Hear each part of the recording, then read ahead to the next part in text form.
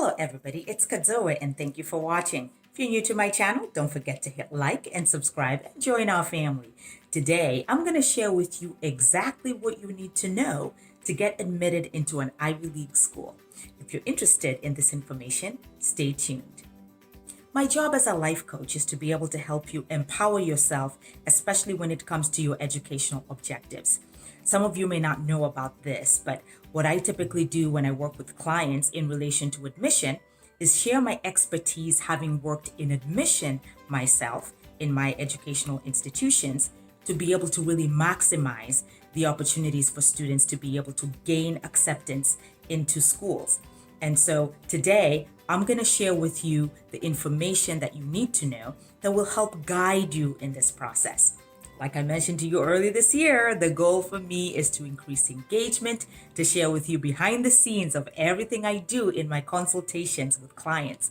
So you're going to get a gist into how my admission processes go and advice when it comes to students interested in applying for Ivy League. Stay tuned. So the first thing is we're going to talk about factual information. So these are the things that we cannot change, but are reality when it comes to admission into the Ivy League. The first is this: you do have to enroll in some type of AP, IB, or dual enrollment and also get good grades. This is showing that you are actually going above and beyond with your academic education. And if you are thinking Ivy League, this is absolutely mandatory and critical, regardless of where you are, regardless of the university, regardless of the schools that you're from across the world. This is used as a huge measure of success when it comes to the admission process.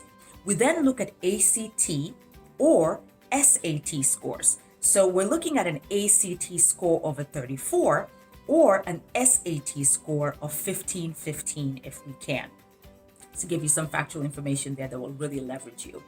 And then when it comes to extracurricular activities, this is something that I see a lot of my clients doing. Don't pad your extracurricular activities.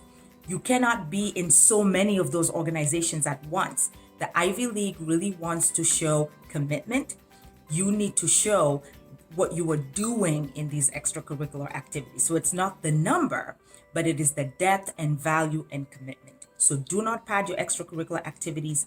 In fact, in admissions, we know that. So we just kind of put that aside because we know that you're just regurgitating a list of the things that you did. So you want to make sure that you are being purposeful in identifying those extracurricular activities that you mentioned in your admission. So these are other parameters that will help you be successful.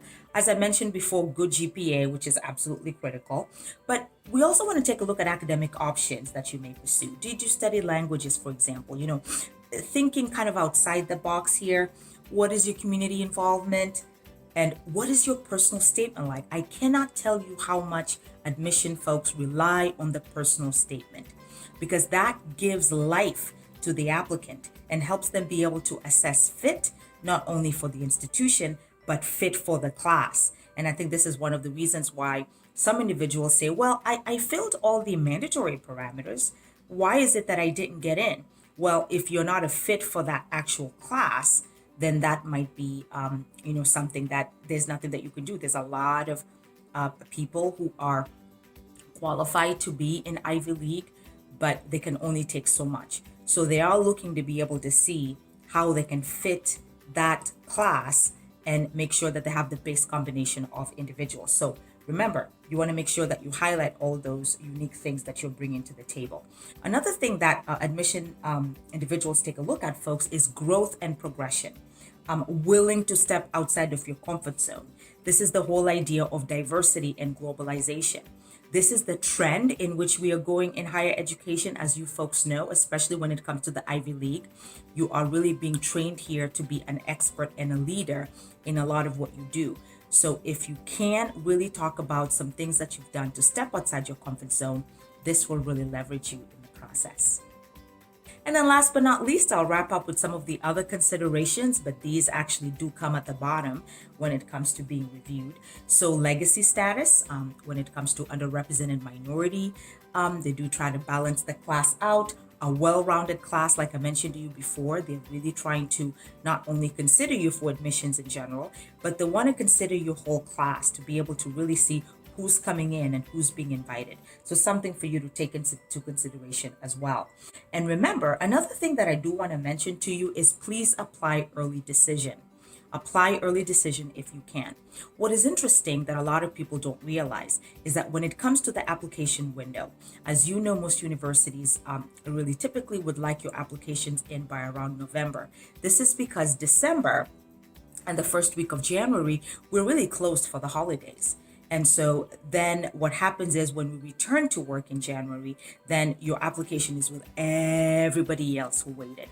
So do go ahead and submit that application in early if you can. I think that that will, in a way, effectively help you get noticed earlier in the process, which could be very useful for you as you consider applying. And so, folks, those are my tips when it comes to what you need to consider if you are applying to an Ivy League. And if you have any questions about that, go ahead and send me an email. I'm happy to address any questions that you might have about the process. And remember, if you're new to my channel, please don't forget to hit like and subscribe if you enjoy educational videos like this and feel empowered as you are considering to pursue your educational options.